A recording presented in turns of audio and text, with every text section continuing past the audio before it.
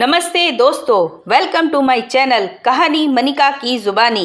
कहानी का नाम है बहुओं की फीकी चाय।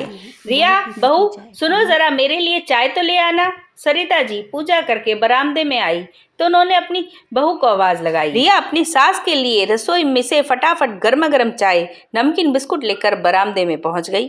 सरिता जी ने चाय का प्याला उठाया और जैसे ही उन्होंने चाय की पहली सिप ली, रिया धीरे से वहां से खिसकने लगी। लेकिन सरिता जी ने तुरंत कड़ी आवाज में कहा, ठहर जा, जाती कहाँ है। रिया ने दांतों तले अपनी जुबान दबा ली और सोचने लगी, अब फिर से शुरू हो जाएंगी सासू माँ। रिया अभी यह सोच ही रही थी, तभी सरिता जी ने तुनकते हुए कहा, यह क्या है बहू, मैंने तुझसे बार बार कहा है मुझे इतनी फीकी चाय पसंद नहीं है, और फिर भी तू हमेशा मेरे लिए फीकी चाय क्यों बना लाती है।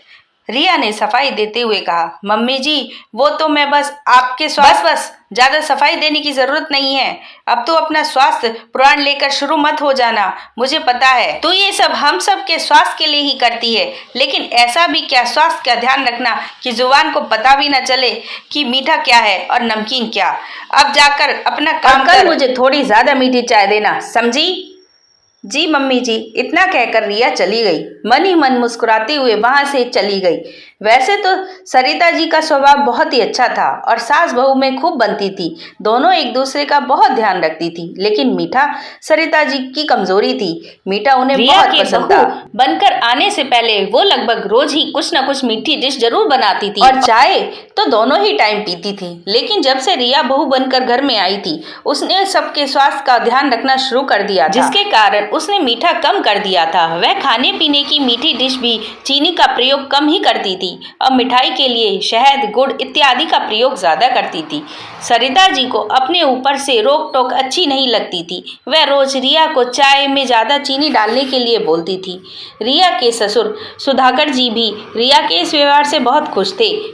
वो जानते थे कि सरिता जी को यदि खुली छूट दे दी जाए तो उन्हें जल्दी कई बीमारियां घेर सकती हैं। रिया के कारण कम से कम उन पर थोड़ी रोक टोक तो लगी हुई थी।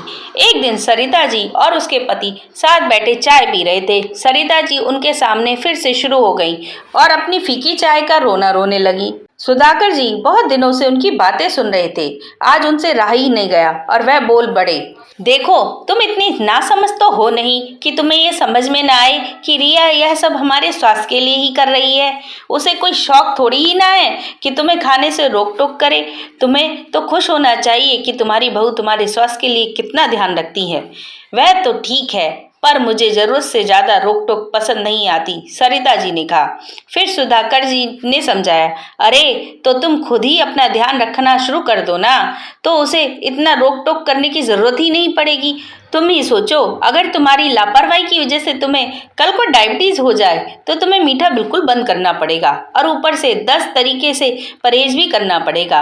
अब यह सब चीजें पूरी तरह से बंद हो जाएं, उससे पहले तो अच्छा है कि तुम पहले से ही थोड़ा थोड़ा परहेज करना चालू कर दो। कोई भी चीज सीमित मात्रा में उपयोग करने से कोई दिक्कत नहीं होती, लेकिन अगर जरूरत से ज्यादा उसका उपयोग करा जाए तो नुकसान जरूर करेगी। हमेशा के लिए अपनी मनपसंद चीजें बंद हो जाए, उससे अच्छा है कि शुरू से ही हम सीमित मात्रा में उसका आनंद लेते रहें। सरिता जी खामोशी से सब सुन रही थी। बात तो आप ठीक ही कह रहे हो, मैं तो सोच भी नहीं सकती कि पूरा मीठा बंद हो जाएगा तो मैं कैसे रहूंगी। हाँ तो फिर अब से बहू को कुछ मत बोलना, सुधाकर जी मुस्कुराते हुए बोले। हाँ आप ठीक ही कहते हो जी, मैं बहू को जरूरत से ज्यादा ही सुना देती हूँ। मैं जानती हूँ बहू जो भी कर रही है हमारे भले के लिए ही कर रही है, सरिता जी ने कहा। उसी समय रिया पकौड़े लेकर वहां आ गई। अपनी सास के मुंह से यह बात सुनकर उसने भी राहत की सांस ली कि मुस्कुराते हुए सोचने लगी, चलो अब कल से फीकी चाय पर बहस नहीं होगी।